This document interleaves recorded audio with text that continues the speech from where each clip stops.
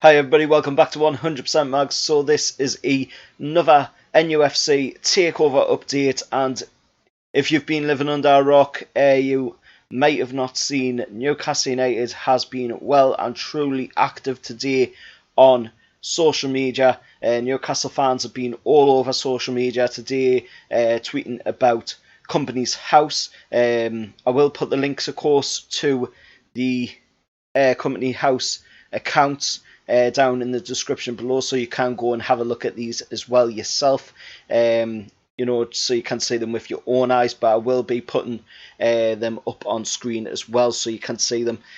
So basically, Amanda Staveley's PCP Capital Partners have advanced talks with Mike Ashley and Newcastle, and of course St James's Holdings Limited. As you will be able to see up on screen now, there is a documentation change, and if you look at that documentation, you will see that Amanda Staveley has got her name on the JV1 Limited, which is the Joint Ventures 1 Limited. It's also got a couple of members from the Reuben Brothers organisation on there as well. There's a couple of pictures that I'm going to put up on screen now, and it's of Amanda Staveley signing Amanda Staveley's signature on a couple of the papers in that as well, for the JV1 vehicle.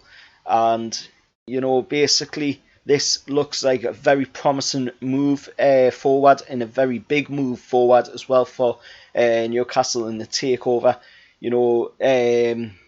Of course, the talk of the St James's Holdings Limited and the PCP Capitals one, that was actually done on the 8th of April, and that basically says PCP Capital Partners Limited and PCP International Investment Limited as claimants, and St James's Holdings Limited as the lenders. Now basically it's been said that Mike Ashley's loaning Amanda Staveley 150 million, or that's the rumour that's going around at the moment, that he's loaning 150 million Amanda Staveley to see through the thing. But to be honest, I don't think that's the case. I think PCP Capital Partners Limited, Amanda Staveley's group, of course, have put 150 million of their money in to put a down deposit on buying the club. And of course, she's also joined, like I say, JV1 Limited, which is the Joint Ventures 1 Limited, which is the vehicle that the Reuben Brothers are using along with Amanda Staveley, and of course the Saudis will also be using that as well, the Public Investment Fund of Saudi Arabia. Now there's been no mention of the Public Investment Fund of Saudi Arabia at the moment on any of the documentations, but that does not mean that the Saudis aren't involved. I think, to be honest, the Saudis are going to be an underlining partner, investing from the background, not going to be in the foreground as much. And to be honest, that's probably the best way to go about it, because with all the talk of people whinging about the human rights and that, and what goes on in Saudi Arabia, that's probably the best way to do it. But it looks to me at the moment, and quite a lot of people have said it as well, it looks as though it's a similar model to what Man City had when they got taken over as PCP Capital Partners.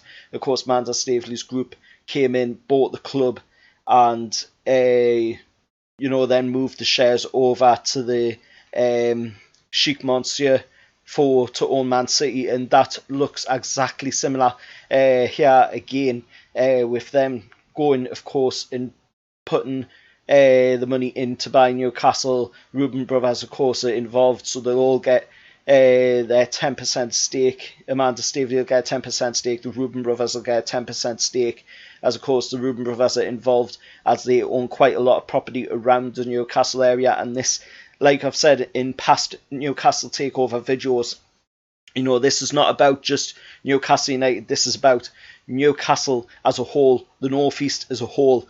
You know, the Saudis aren't looking just to buy the club and improve the sport in the area. They are looking to buy the city. They want to improve the northeast. They want to make Newcastle the hub of England. You know, like you say, London with so many job opportunities. They want to do that here, and they want to do that in the northeast. And you know, there's an untapped potential in the northeast. You know, there's so much that you can do here that people just don't realise. You know, we've got the best nightlife in the world. We've got probably one of the best cities in the world, you know, being that Newcastle's a one club city. Everything revolves around football at Newcastle, you know, and if the team's doing amazing, the city's going to do amazing. It's going to be tourists in the droves coming to the area.